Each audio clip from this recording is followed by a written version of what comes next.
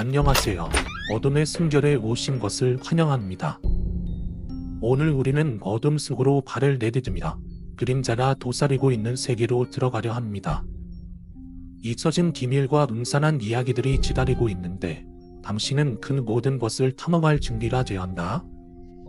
불길한 소리와 섬뜩한 이미지들이 당신을 사로잡을 것입니다. 오늘의 이야기는 오래된 진에서 시작됩니다. 그곳은 잊혀진 영혼들이 여전히 떠도는 곳입니다. 당신은 그 이야기를 들을 준비가 되었나요? 젤은 거수지나 하는 게 아니라 가난을지 들어 갈 곳이 없어서 수고를 하는지 분명하시나 누군가 그에게 돈을 줄 때면 그 담대로 노래를 한다는 점이 뭔가 대단하다고 생각했다. 하지만 동전을 들고 다니는 걸 싫어했기에 주머니에 있는 지폐를 꺼내보냈다. 별로 그래봐야 일단 억짜리였지만 그에게 건달 돈이 없을 때도 난 잭에게 말을 걸곤 했다. 잭은 재밌는 농담으로 사람들을 웃기는 걸 즐겼다. 나이는 40대 정도로 나보다 한참이 많았고 처음에 간간의 세상 이야기나 날씨 같은 간단한 대화를 하는 정도였지만 가끔, 아주 가끔은 그가 너무도 사적인 이야기를 꺼낼 때가 있었다. 그럴 때는 나 역시도 어쩔 수 없이 나에 관한 이야기를 꺼내야 하는 경우가 있었지. 예를 들면 그가 약으로 장학금을 받고 대학에 진학할 수 있었지만 하필 그 무렵 마약에 빠지는 바람에 모든 기회를 차버린 일이라거나 그 이야기를 듣고서 내가 했던 말이 아마 아이고 그런 일이 있었군요. 난 잘리보를 해요. 장학금을 받을 수조까지는 아니지만요. 아무튼 다음에 또 봐요. 내 이야기를 하는 걸 썩 좋아하진 않지만 그런 이야기를 들었으니 어쩔 수 없지. 한 번은 지도교수와 과학관한테 제게 나를 불렀던 적이 있었다. 이때 대신 그래 아는 척을 하는지 난다 쉽게 했지만 제가 간단하게 둘입상하고 지도교수에게 그에 대한 이야기를 했다. 그의 교수는 놀란 표정으로 대체 왜 저런 노숙자의 이름까지 아느냐고 물었다. 아무리 제게 노숙자여도 저렇게까지 반응할 일인가 싶었지만 난 그냥 대충 안부를 묻는 사이라고 설명했다. 내 대답을 들은 교수는 한숨을 내쉬며 이런 도심지의 노숙자들은 한적한 교회의 거지들과는 차원이 다르다고 경고했다. 하지만 난 그의 말을 들으며 교수가 선불적인 사람이라고 생각했다. 물론 내가 자기 말을 새겨듣지 않았다는 걸 눈치챘다는 것도 알았다. 왜냐면 그는 내가 자리에서 일어날 때 다시 한번 같은 말을 했으니까. 여기서 노숙자와 안부를 묻는 건 물론 돈을 주는 것도 절대 해서는 안 된다고. 이미 누군지 알아볼 수 있을 정도로 오랜 시간 거리에 살아온 이들은 모두 심각한 전과가 있거나 약물에 중독되어 있으니까. 솔직히 평소 굉장히 진보적이라고 편견이 없다고 생각했던 교수라 내게 그런 말을 하는 게 한편으로 진지하기도 했다. 그래서 교회 수업에서 배운 것들을 인용해 열심히 항변했지만 교수는 귓등으로도 듣지 않았다. 어떤 이유든 다시는 그와 대화하진 않으며 도리어 내게 애원하듯 말했지. 교수의 그런 경고 섞인 말에 내 생각은 더욱 견고해졌다. 나는 그런 편견에 휩쓸리지 않고 더 나은 사내를 나타낸 사람이라고. 그렇기에 난 잭과 더 가까워지고 더 많은 이야기를 공유하기로 했다. 세상에 차별지을 자가 너무도 많구나. 하지만 그런 내 마음과는 달리 다음에 만난 잭은 내게 까칠하게 대하며 거리를 뒀고 난 전체 그 이유를 알 수가 없었다. 쟤 왜 그러는 거네요? 가서도 잘난 남자친구랑 놀아. 난 그가 대체 무슨 말을 하는지 알 수가 없었다. 무슨 남자친구? 내가 무슨 남자친구가 있으며 옷을 같이 가던 남자일잖아. 그 말에 난 깔깔대며 웃고 남자친구가 아니라고 그는 그저 교수일 뿐이라고 말했다. 그리고 그 말이 끝나기 무섭길 그의 태도가 변했다. 전보다 훨씬 말이 많아졌고 내게 더 가까워지려고 한다고 해야 하나? 하지만 그땐 내가 참 할 일이 많았던 때였다. 잭은 내 머릿속 여러 관심사 중에 정말 컵딱지만한 부분일 뿐이었고 일주일에 한 번쯤 그마저도 고작 해야 몇 번 이야기를 나누는 정도였으니 그가 무슨 말을 했건 무슨 생각을 가졌건 크게 신경 쓰지 않았었다. 그리고 그 무렵부터 잭은 내게 선물을 주기 시작했다. 그가 있는 곳을 지나칠 때면 그는 내게 꽃이나 잡동사기를 건넸다. 지금 생각하면 이상하지만 그땐 그가 돈을 받고 노래 못하다는 것과 비슷한 맥락이라 생각했기에 난 그의 작은 선물을 거절하지 않았다. 한 번은 룸메이트가 왜 꽃이냐고 묻기에 잭에게 받았다고 말하기에 그녀는 너무 이상하다고 말했다. 하지만 나 들려 그녀가 이상하다고 생각했다. 아니, 그냥 꽃이잖아.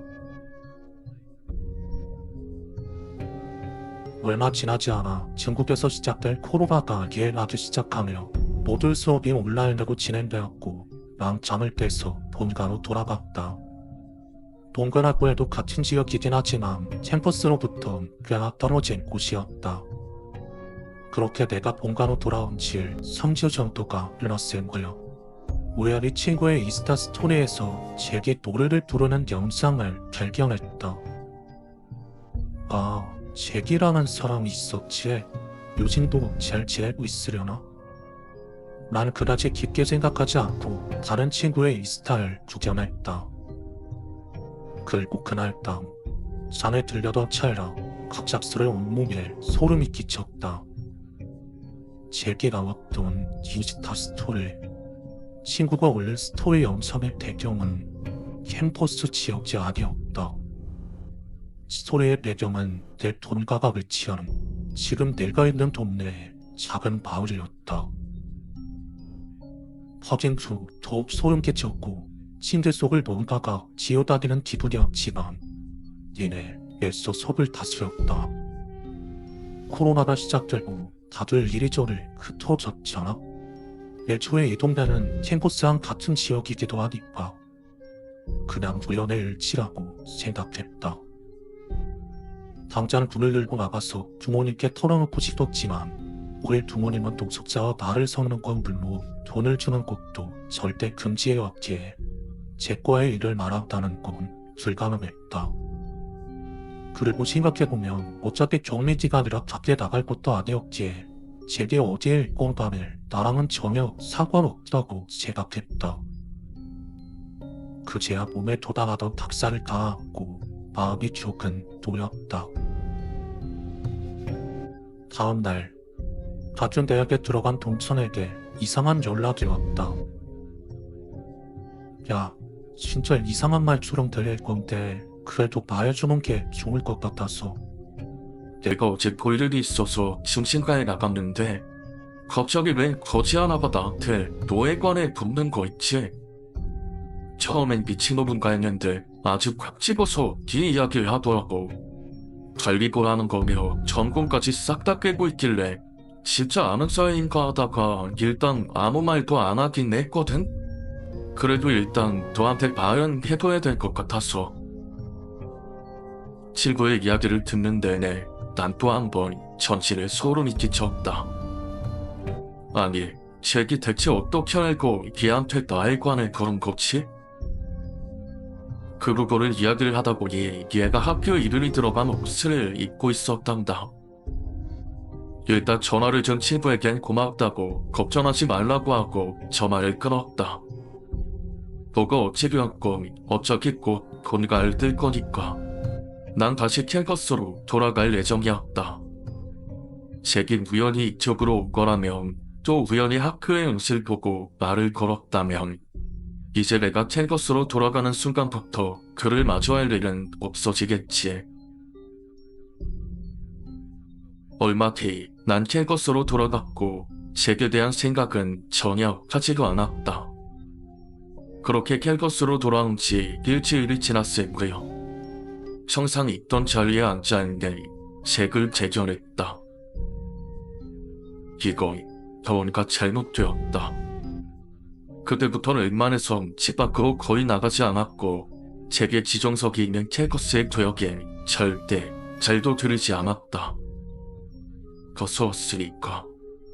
아무 이유 없이 이 상황이 즐겁고 서로 지쳤으니까. 그래서 기말고사만 끝나면 옥다를 만나러 가기로 했다. 옥다는 다른 지역에 살았다. 같이 살던 룸메이트가 일사하면서 잠시 하나 남는다고 했고 지금 내가 처한 상황에서 그나마 든든한 유일한 사람이 우리 옥다뿐이었으니까. 그렇게 기말고사가 끝나기까지 집에서 한 발자국도 나가지 않은 나는 곧장 옥다를 무출해 차를 타고 교회 집으로 향했다. 내가 옥다의 집에 도착한 시 시계의 차가 됐을 무렵 아침 일찍부터 현관에서 들려오는 시끄러운 소리에 잠에서 깼다. 그때는 코로나로 사망하는 사람이 끝도 없이 쏟아질 때라 우린 철저하게 격리된 생활을 하고 있었다.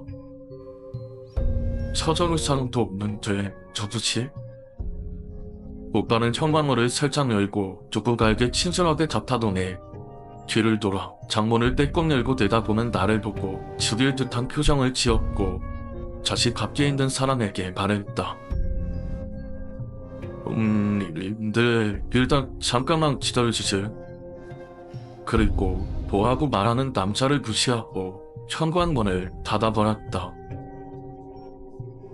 뭐야, 갑자기 누구야? 넌 아빠 말면 진짜 뒤졌어. 뭐한 거야? 너 무슨 원조 급제하냐? 아니, 너 제정신이 맞긴 해? 아니, 무슨 말인지 알아듣게 말을 해. 됐고, 너 생각해서 일일은 치렀다. 근데 저 남자 지금 안 꺼지면 나도 더 못 참을 것 같으니까 알았어 해.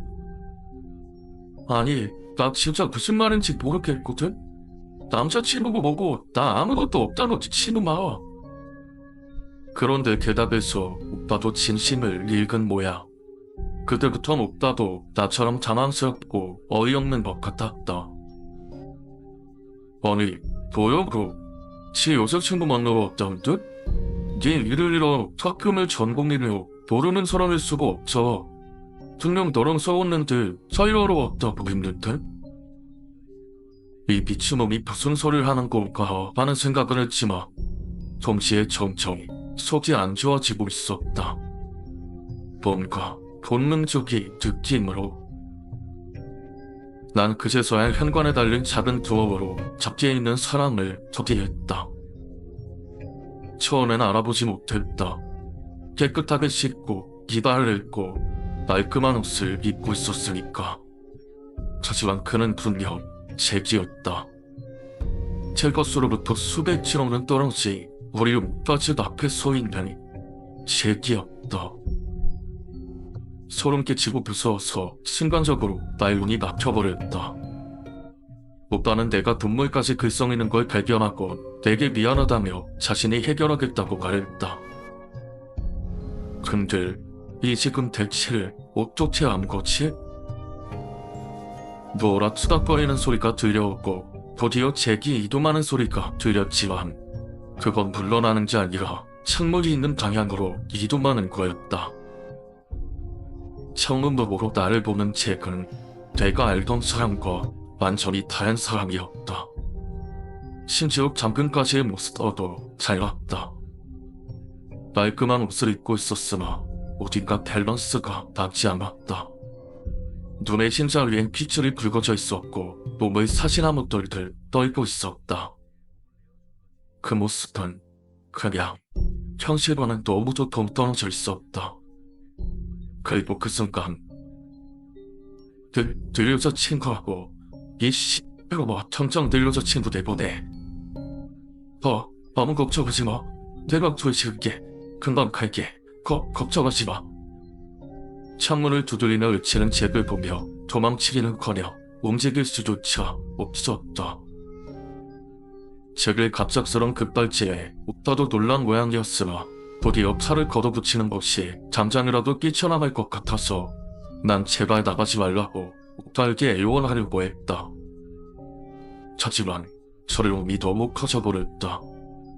그간의 수많은 위험 신호를 무시한 내 자신이 너무 혐오스러웠다. 그리고 이내 공포가 모든 걸 삼켰다. 만 말을 않는 비명을 질렀고 손으로 귀를 감싸고 틀어막았다. 그런 내 모습을 보다가 창방문을 열고 뛰쳐나가기 직전 틀어막은 뒤를 뚫고 창문이 깨지는 소리가 들려왔다. 순간적으로 소름 끼치는 침묵이 흐르며 모든 움직임이 꺼졌다. 그리고 이어진 상황은 침묵을 지옥으로 이어났다. 제비 깨진 창문에 갇힌 팔을 거칠게 당겼대했고 동시에 그의 칼에서 엄청난 양의 핏물이 쏟아져 내렸다. 그와 함께 그의 입에서 말도 안 되는 헛소리가 튀어나왔다. 이건 다 지가 만든 일이야. 진현이 나한테 꼬리치지만 않았어도 됐잖아. 이제 누구도 덮칠 수 없어. 넌 나랑 함께해야 돼. 내가 보고 있던 그의 눈은 더 이상 현실을 잊지 않았다. 잭은 형광로를 뚫고 들어오려는 듯 몸을 부딪히기 시작했고 물론 암상한 그의 몸으로 절대 불가능할 거란 걸 알지만 오빠는 불을 나가서며 내게 경찰에 신고하라는 말을 던졌다. 내 머릿속에 아직도 휴대폰으로 신고를 했던 기억은 없지만 다행히 10분도 되지 않아 경찰이 들이닥쳐 그를 제압한 걸 보면 지역과는 별개로 신고를 하기 했던 모양이다.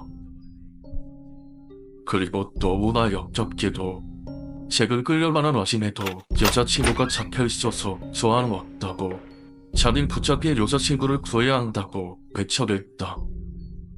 덕분에 오빠까지 수갑을 차고 내가 납치된 게 아니라는 걸 증명해냈다. 깨진 창문에서 잠으로 흘러내리 그때까지도 흐르고 있던 빛을지 정말 지옥 같은 사막이었다. 하지만 그중 가장 끔찍했던 건 경찰차로 끌려가던 도중 잭이 갑자기 다루기 시작한 노래였다. 한때는 대단하다고 생각했던 저런 목소리를 가진 잭을 단순히 노숙자란 이유로 배척하는 거 너도 시대착오적이고 차별적이라고 생각했던 내 자신이 지릿한 웃음을 머금은 역겨운 그의 노래와 어우러져 더욱더 끔찍했다. 사건은 잭이 죽음 전의 장난을 끝으로 어떻게든 일단락되었다. 그리고 난 그 사건을 계기로 더욱더 상식적인 교훈을 얻었다. 누군가 진심을 담아 내게 경고한다며 일단 내 생각을 젖혀두고 들어봐야 한다. 분명 그 경고. 오늘 이야기는 여기까지입니다. 여러분은 이 이야기가 어떻게 끝날 것이라고 생각하나요? 여러분의 생각과 이 이야기에 대한 의견을 댓글로 남겨주세요. 만약 이 영상이 마음에 드셨다면 좋아요 버튼을 눌러주시고 친구들과 공유해주세요. 구독 버튼도 잊지 마세요. 다음에 더 많은 음산한 이야기로 돌아오겠습니다. 어둠의 순결을 함께 해주셔서 감사합니다. 다음 시간에 또 만나요.